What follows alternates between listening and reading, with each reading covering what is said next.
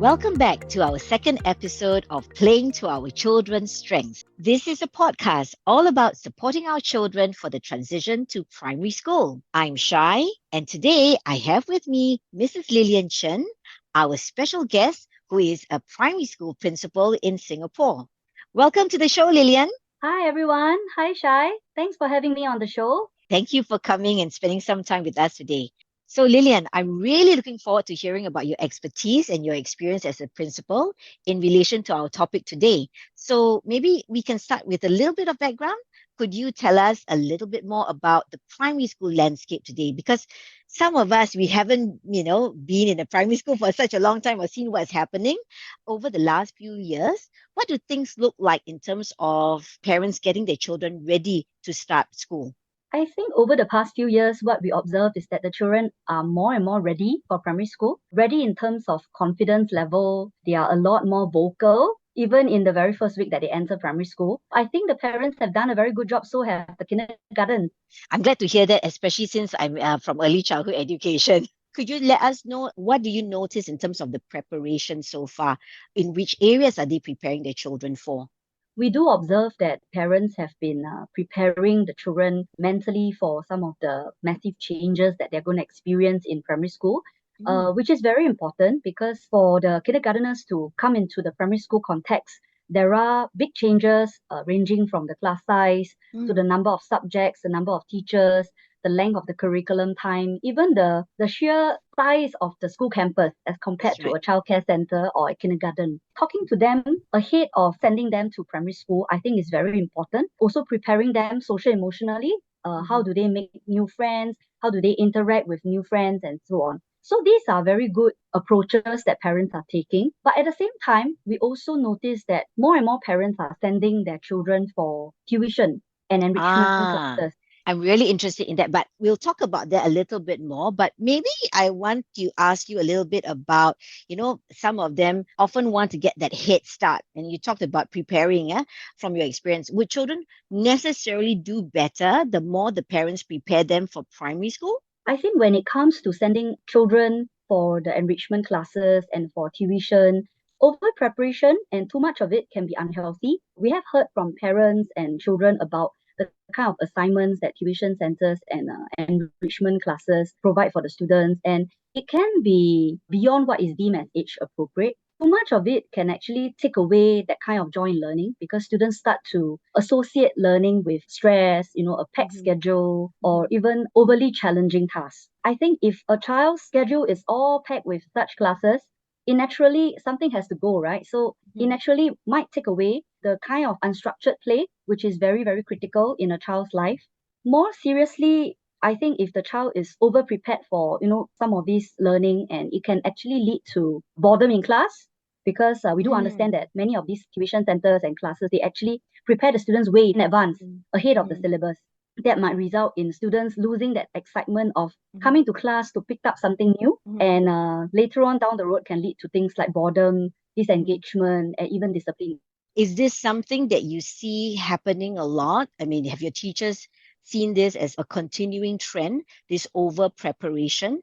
And if so, what is it that would be the ask of teachers to parents in terms of being able to prepare but not over preparing?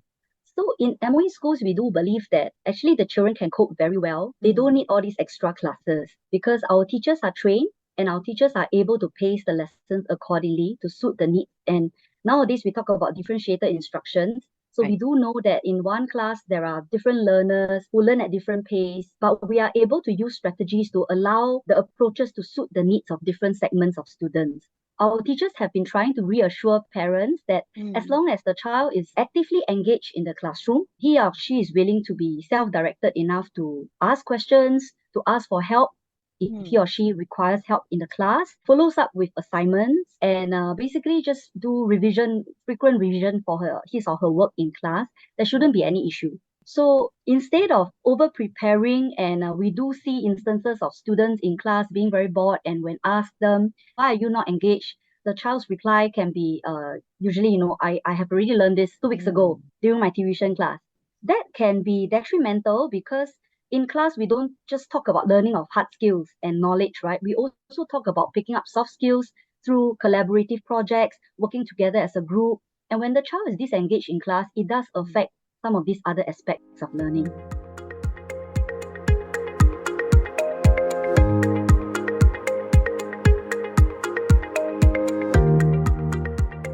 You know, Lillian, the thing about it is I think every parent's intent is a good one, right? When they send the child. But I suppose the focus has always been on the academics because that is something that is more visible to them that they can see what the child is learning. And I think it allays the fears.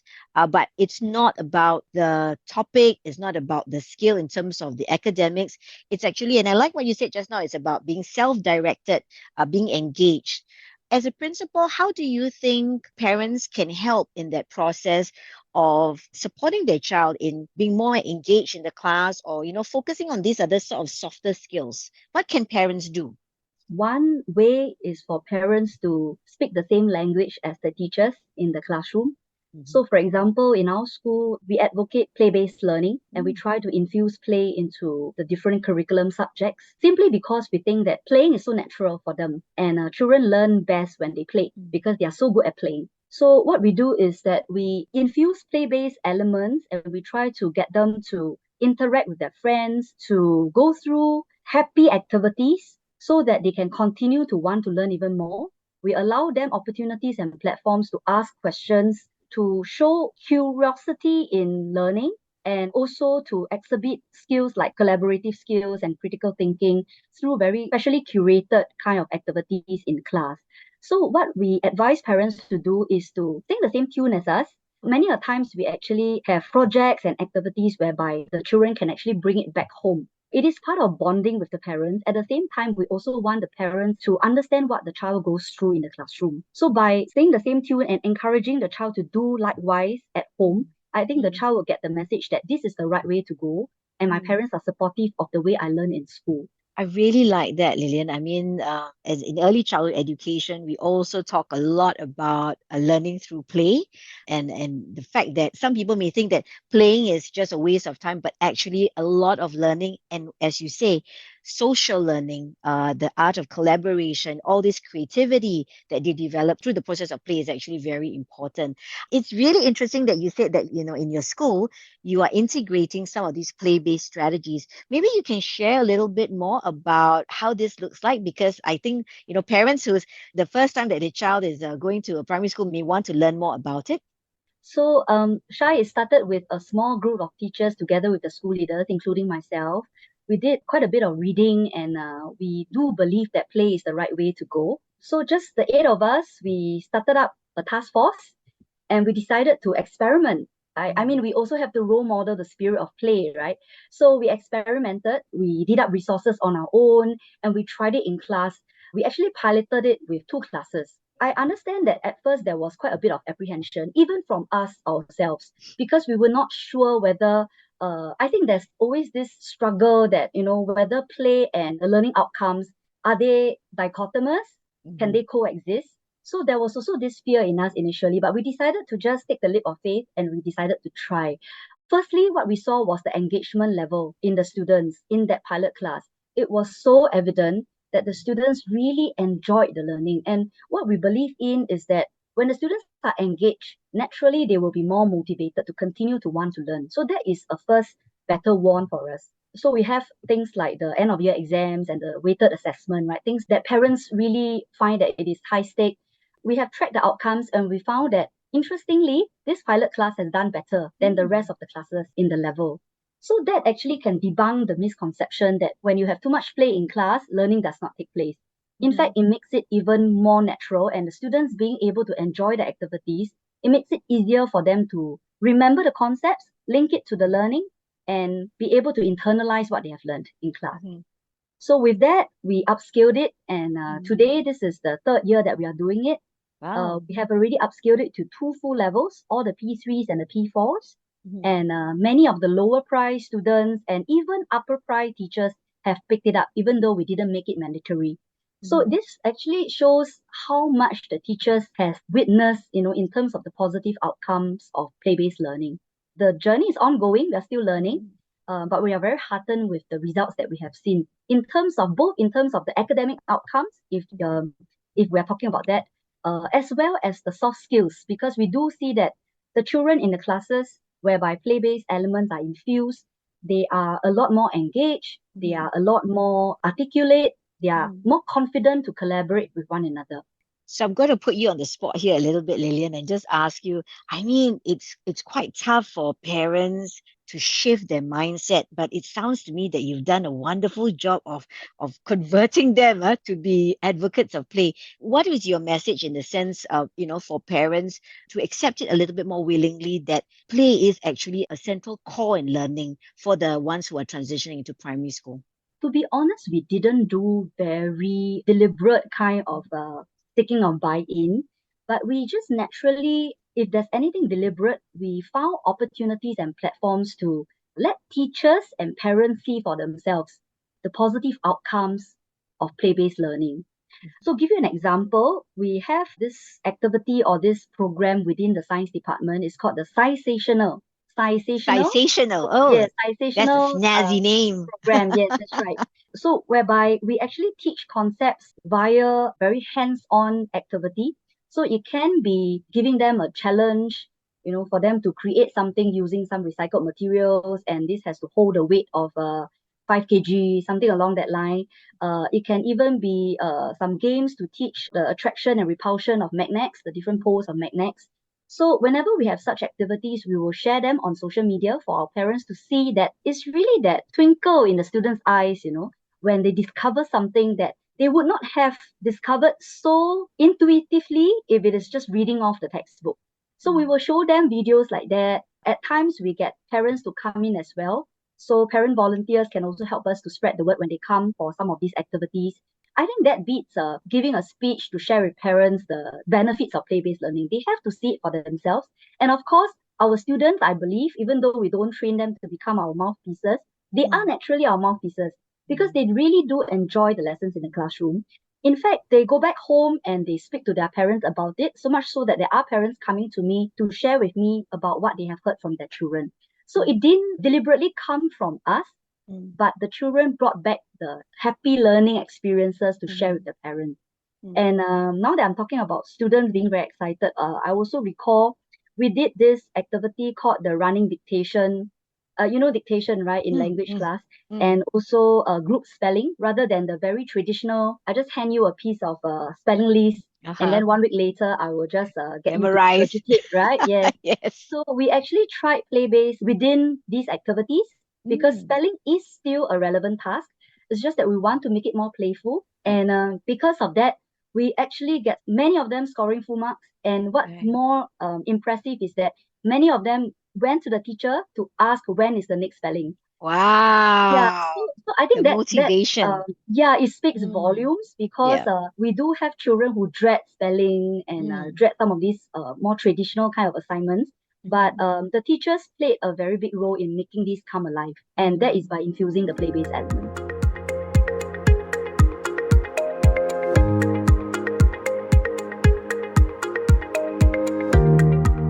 So you know what? Back to my initial question to you about the landscape. I think it really has changed, and I think it really is a start from what we went through in school before and what is actually happening even in primary one today. And that I think it's also important for parents to know what is happening in the primary schools because the strategies are different, the skill sets are different, and what is valued as important is different. In a sense, it's more holistic and more towards building the confidence of the child.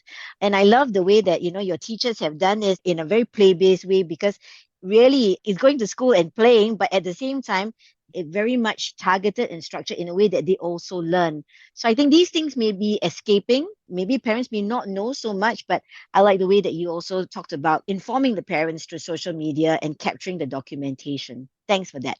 So, Lillian, since you talked about preparation of the children, and these are some of the important things that schools look at, are there any parameters that schools lay out during orientation days? Maybe it's a practice across all primary schools, or maybe something that parents should take note of as a way to equip the children or support the children during the transition to that first day of school. anything that they should know about? If I can tweak it a little, not really on the first day, but the first few weeks whereby they are the most anxious and they find the environment the most unfamiliar. So what we do during orientation week at the end of the year, usually before the year whereby the P1s enter, we will remind our parents to let go and to Mm, allow the children to soar. So in our school, we always show that slide. We will encourage the parents to allow your child to soar because they can actually perform a lot more than we think. Letting go in terms of we might want to get them ready for some of the more independent tasks that they can achieve on their own. Even things like packing their school bags, with a given timetable. Do not do that for them. So usually this is what we will tell the parents. Teach them simple concept of money, but allow mm, them to try because they will be purchasing food on their own in the canteen. right.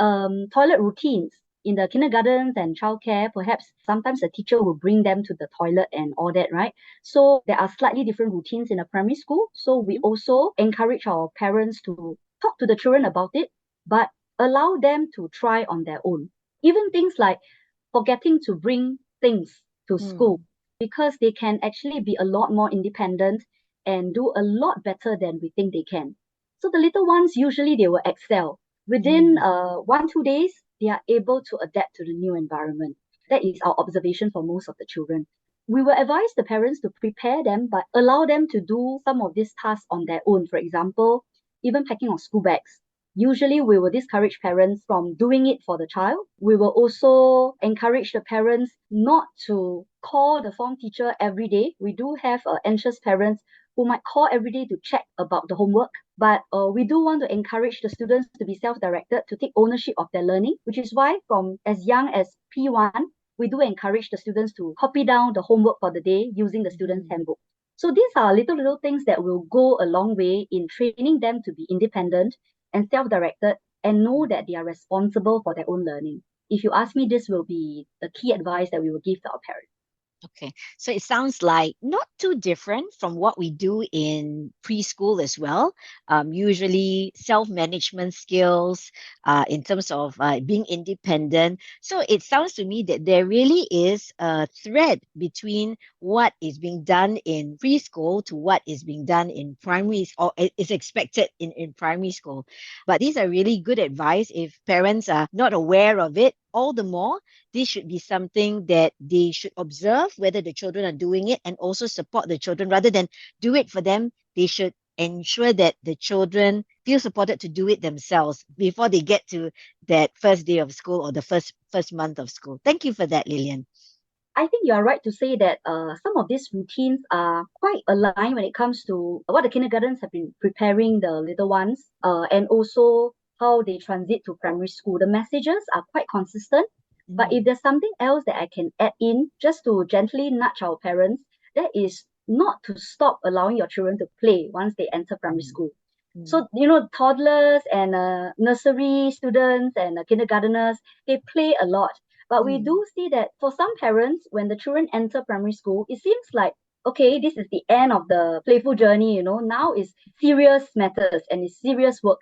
But I feel that the more they should continue playing so that the curiosity doesn't stop here, mm. the exploration doesn't stop. So I think that is a very important message to all parents.